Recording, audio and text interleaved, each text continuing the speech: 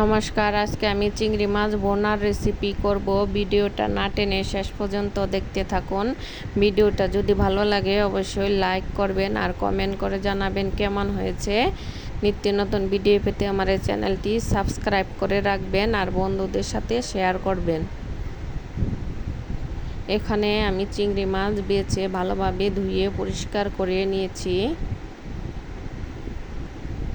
পেঁয়াজ কুচি আর কাঁচামরিচের ফালি। এদিকে আমি কড়াই বসিয়ে দিয়েছি, কড়াইটা গরম হয়ে গেছে, তেলও দিয়ে দিয়েছি, তেলটা গরম হয়ে গেছে। এখন দিয়ে দিব অল্প একটু লবণ আর একটু হলুদ গুঁড়া। এখন দিয়ে দিব চিংড়ি মাছ। নেড়ে চেড়ে 2 মিনিটের মতো চিংড়ি মাছটা ভেজে নেব।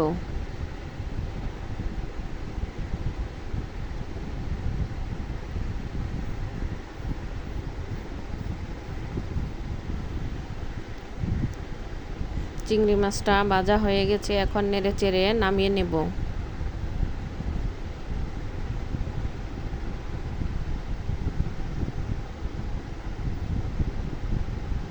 নামিয়ে নেওয়া হয়ে গেছে।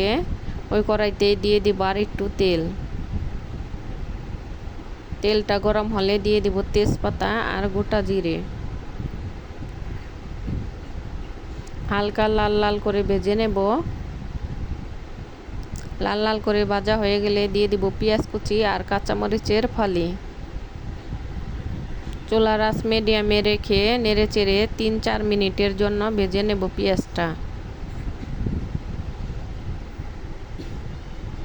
এখন দিয়ে দেব 1 চামচ লবণ, 1 চামচ হলুদ গুঁড়া, 1 চামচ লাল মরিচের গুঁড়া, 1 চামচ জিরার গুঁড়া আর 1 চামচ ধনিয়া গুঁড়া। এখন মশলাটা নেড়ে চেড়ে ভালোভাবে মিশিয়ে নেব।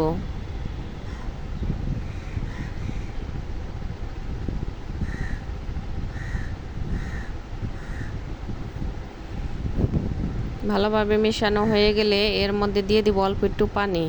পানি দিয়ে ভালোভাবে কষিয়ে নেব 3-4 মিনিটের জন্য।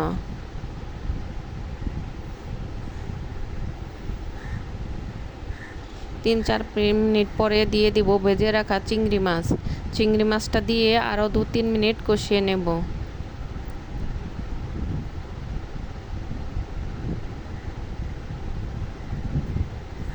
কষানো হয়ে গেছে, দেখুন তেল ছেড়ে দিয়েছে। এখন দিয়ে দিব এর মধ্যে অল্প একটু পানি।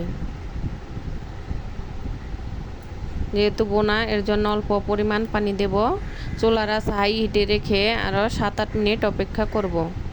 দেখুন 7-8 মিনিটের মধ্যে ঝোলটা প্রায় শুকিয়ে এসেছে। এখন দিয়ে দিব ভেজে রাখা জিরার বাটা।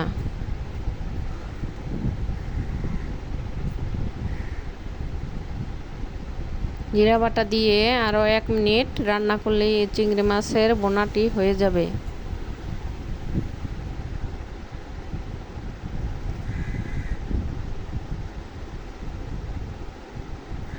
এভাবে বাসায় রান্না করে খেয়ে দেখবেন, ভালো লাগবে। যদি ভালো লাগে আমার এই চ্যানেলটি সাবস্ক্রাইব করে রাখবেন নিত্য নতুন ভিডিও পেতে।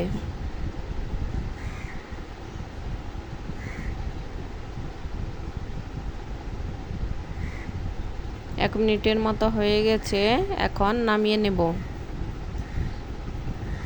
দেখুন পরিবেশনের জন্য রেডি। ভিডিওটা যদি ভালো লাগে অবশ্যই লাইক, কমেন্ট, শেয়ার এবং সাবস্ক্রাইব করবেন। শেষ পর্যন্ত দেখার জন্য সবাইকে ধন্যবাদ।